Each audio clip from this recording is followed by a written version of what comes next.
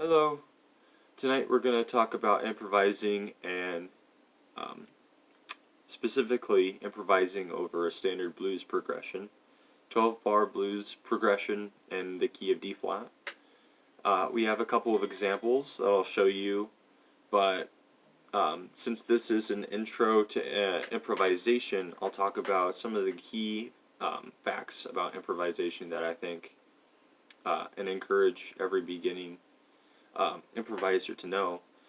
So improvising isn't coming up with coming up with stuff on the fly. Everything that you play is just it's all stuff that you play over and over again to the point where you can put stuff in different orders. Something I like to give a guitar student is a couple of licks and have them sort of build. It's not it's not really as intense as some of the other exercises that you can get into when you're talking about bebop language, but it is kind of like a Lego, like sort of a Lego pentatonic exercise. So you have like this lick, and then you could also throw in this Chuck Berry lick, and then like another lick, and then you'll have like you can put them together, and then you have yourself like a classic rock sounding thing. Um, but in but when you're talking about like a swing tune, it's important to focus on another factor of improvisation. The best way to become a very good improviser or a master level, pro level improviser is by listening to a ton of solos by the masters, and you can transcribe them using two different methods, or maybe both methods um, if you're feeling really like you really want to analyze what's being played.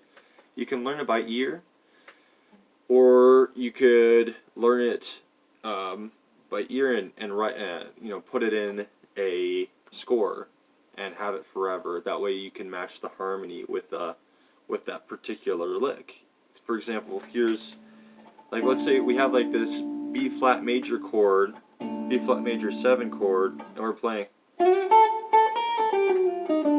and you play like this I don't know, major bebop lick. Well, or you hear it and you transcribe it. Well, now you can see how this lick starts, how it ends, what all is going on, what the function is, what are some of the tones that sound good over it, and then most importantly that it's being played over a certain chord.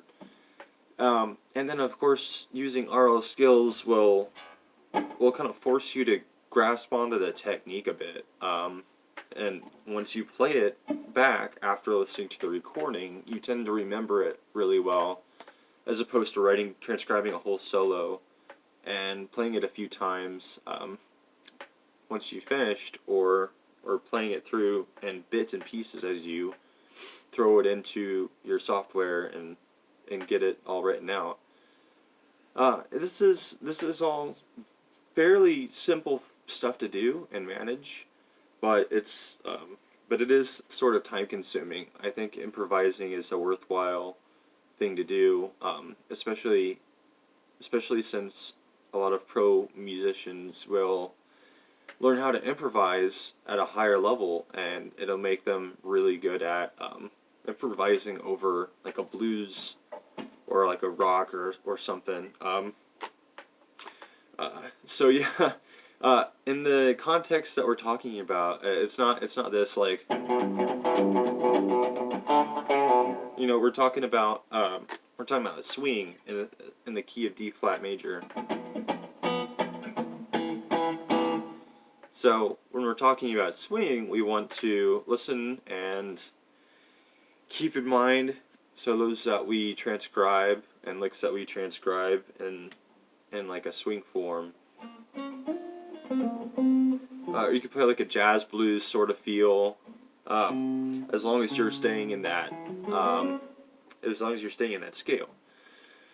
Speaking of scales, it's important to talk about scales because you want to know you want to know all of the more, I don't know, specifically good notes to play, the good notes. In the key of D flat, we can play like a D flat minor pentatonic scale. The way you play that is the 1, which would be the D flat, then you play your E, then you play your A flat or your G flat, then your A flat, and then you play the 6, which is a C or a B, and then finally back to D flat. So you have 1, 2, 3, 4, 6, 1 or 8. Wait, 1, 3, 4, 5, 6, 1. And it's different for major, but this one's very useful because then when we talk about the blues scale, or the blues scale, then it's really easy.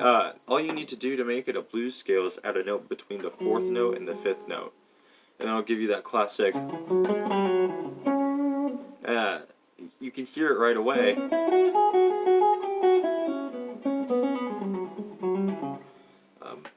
It's like it's really easy to just noodle on, but in swing you kind of have to force yourself to swing your notes and such.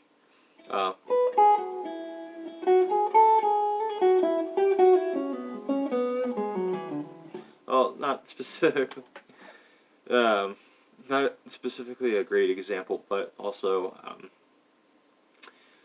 okay. So the next scale, or the next thing to talk about, is perhaps really more popular in a bebop style.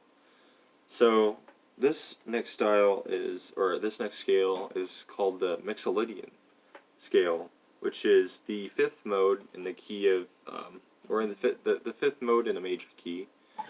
In every major key, you have these harmonic tendencies with each note. So we have like a major 1, minor 2, minor 3, major 4, dominant 5, minor 6, half diminished 7, and then finally that major 1 again, major D flat. And you can put the 7 on those too, but let's go up to the 5th. So the 5th is a dominant 5th, and when we play that mode,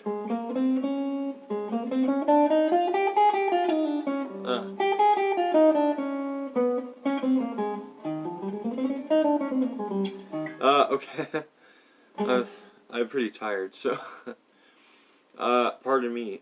We have that dominant 5th, and we can play that Mixolydian scale, and you can play that over the 4 and the 5 that'll appear in that chord progression. So you have that.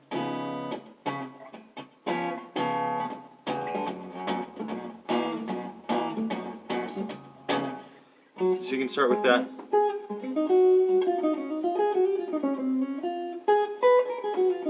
And then you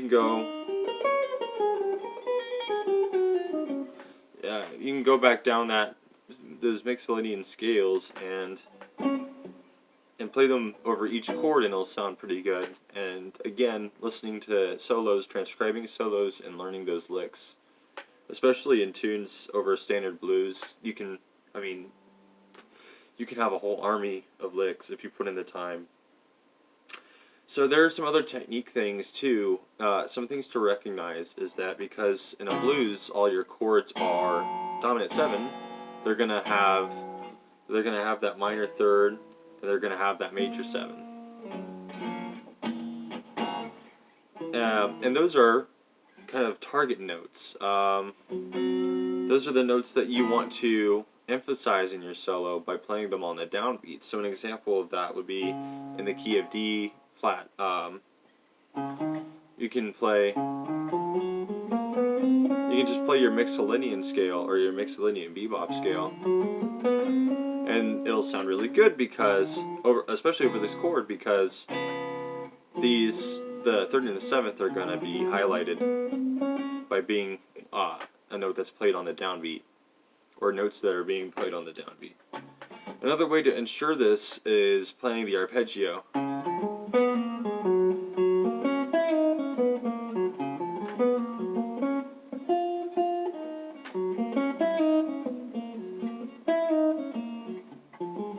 And you can mess around with that however you want. Take my word for it. It's better to learn something that someone else plays that it's guaranteed to sound good, but it's also a good exercise to practice your arpeggios, because those are made out of thirds and sevenths.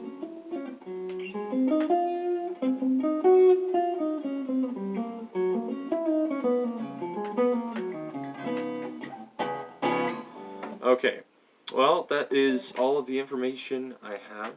Just to recap, there are two different methods of transcribing. One is to listen to it and learn it by ear. Another is to use your ear to write it down, which is perhaps the more, I don't know, it's the more time-consuming option to choose, but it's also possibly worth the effort. And well, it is just it is, depending on the situation, worth the effort. And that there are two kind of ways to think about that. Playing over a D flat blues or any kind of blues. That you have the blues scale, but you also have the Mixolydian scale, which is again the fifth mode of a major scale or a major key. So think about your major scale and start it from the 5 or the fifth note of the major scale. So if your key is if your note is D flat, then your major key is G flat.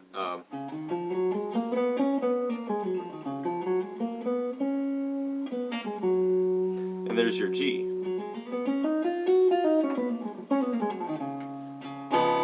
So that's how I would look at that and approach that.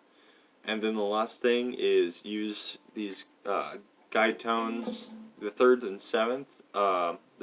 sevenths of every dominant 7 chord, and use those in licks on the downbeats to outline that chord as best as you can. And a lot of the licks that are transcribable will often have information about, or have lots of relation to that. Alright, thank you.